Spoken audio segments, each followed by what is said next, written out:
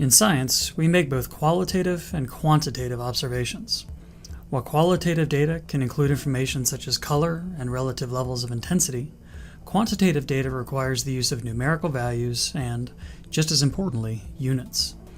When reporting quantitative values, the unit tells you the standard to which you are comparing your measurement. For example, if I informed you that the largest taco ever made was 10.95 long and weighed 750.0, you wouldn't know if the length was in millimeters, feet, kilometers, etc., giving you no real comprehension of the size of the taco. Further, does the taco weigh that much in ounces, pounds, grams, tons? Each of those units would connote a significantly different sized taco.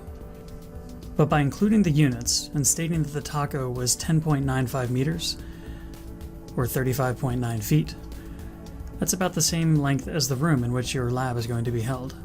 And I could also tell you that it weighs about 750.0 kilograms, or about 1,653 pounds, or about 0.8267 tons. You get a reasonable understanding of the size and scale of that taco. Long story short, always include units with any scientific measurement.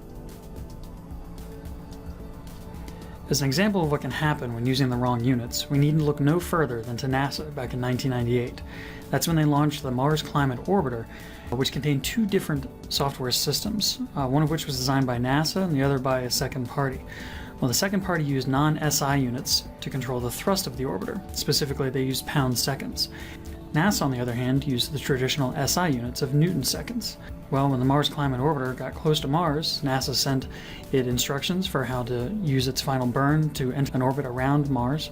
But unfortunately, the values were interpreted as pound-seconds instead of the Newton-seconds that it required, resulting in the Mars orbiter being 3 times closer to Mars's atmosphere than was intended. And because it got so close to Mars's atmosphere, it actually entered Mars' atmosphere and disintegrated because of the friction and heat that it was exposed to.